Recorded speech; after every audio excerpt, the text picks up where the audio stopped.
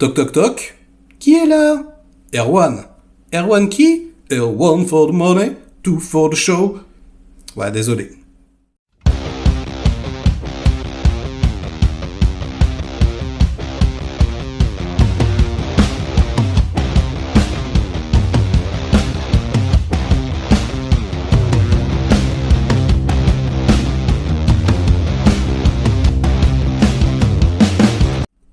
Salut les cinéphages, c'est Merege, et aujourd'hui, on vient parler du biopic sur Elvis Presley. Ça s'appelle Elvis, tout simplement, et c'est réalisé par Baz Luhrmann, réalisateur australien à qui l'on doit Ballroom Dancing, par exemple Roméo plus Juliette, ou dernièrement Gatsby le Magnifique.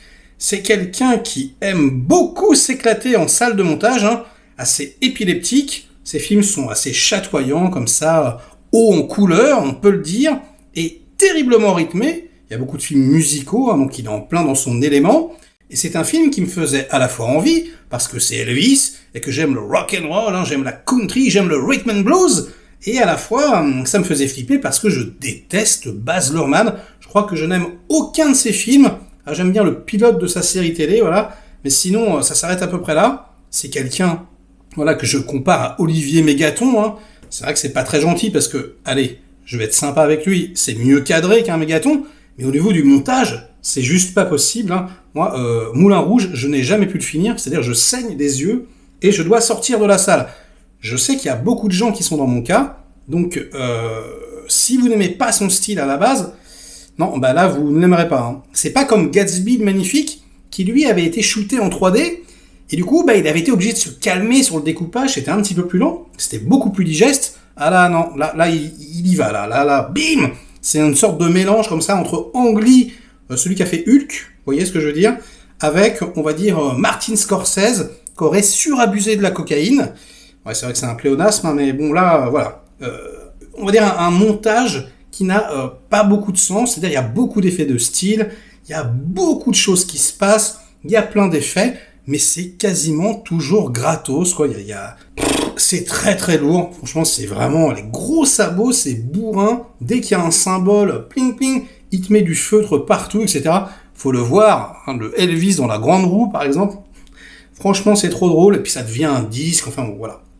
Je dis pas qu'il y a pas d'idées, Il y en a. Pour le coup, il y a des idées, mais c'est juste qu'elles sont quelque part assez vulgaires. En tout cas, moi, je trouve.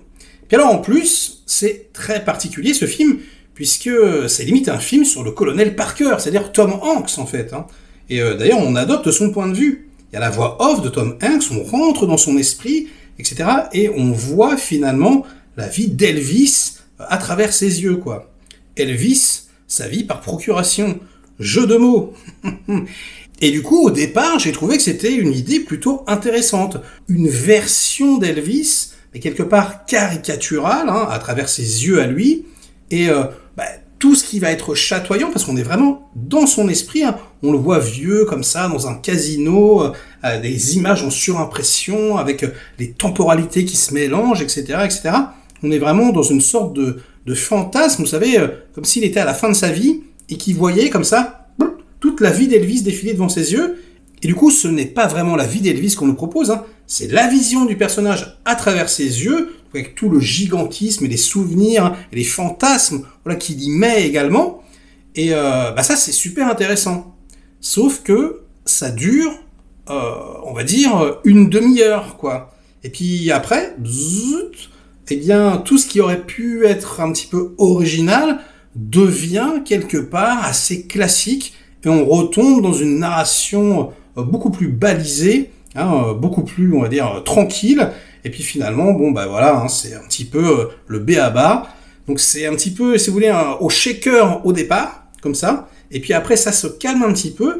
Et même, on a tendance à s'ennuyer un petit peu sur la fin. C'est particulier, quoi. C'est-à-dire que le film, j'ai l'impression qu'il est monté à l'envers, quelque part. Il commence comme ça, en explosant. C'est-à-dire, il y a énormément d'informations et tout, du rythme à gogo, le montage comme ça, voilà, les séquences alternées et tout, on perd un petit peu de vue les protagonistes, on revient dessus, son enfance, en même temps, il y a lui qui te raconte des choses alors qu'il est tout vieux, et puis ça change de temporalité, etc.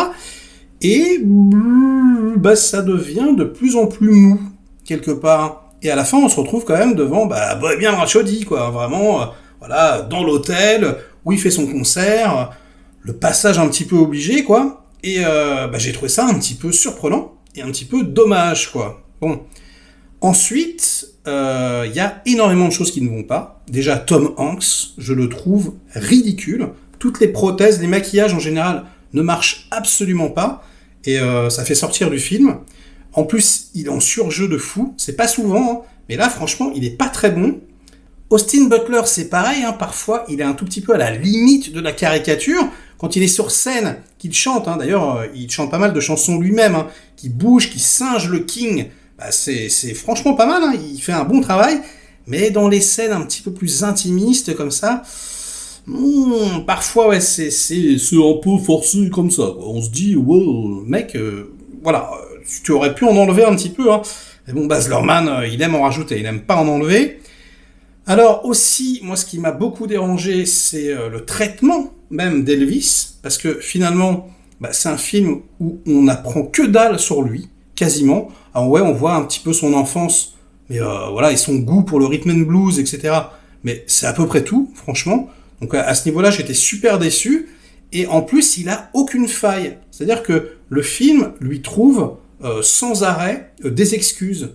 Et toutes les petites fêlures, alors on va nous montrer un tout petit peu, hein, on va nous montrer un tout petit peu qu'il prenait de la drogue, on va nous montrer un tout petit peu qu'à la fin de sa vie, il était gros comme ça. Mais vraiment, ça dure, allez, 5 minutes hein, sur un film de 2h40. C'est vraiment histoire de dire, vous avez vu, on a dit qu'il prenait de la drogue. Hein, mais non, enfin, toutes les problématiques du personnage, hein, tout le côté sombre qu'on aurait voulu découvrir, surtout avec une mise en scène pareille, quoi, qui aurait pu y aller en plus, hein, voilà, dans les scènes oniriques, ça pourrait être peut-être Elvis contre Elvis, quoi, je sais pas, il y avait plein de choses à faire. Là, non, c'est Elvis contre son manager, et finalement, on s'en fout un petit peu de cette histoire, quoi, enfin, voilà, Colonel Parker, c'est pas un colonel, il s'appelle pas Parker, et bon, en dehors de ça, on s'en tape un petit peu le bourrichon, et du coup, on passe complètement à côté de l'émotion. Et finalement, Elvis, on sait pas vraiment qui c'est à la fin du film, quoi.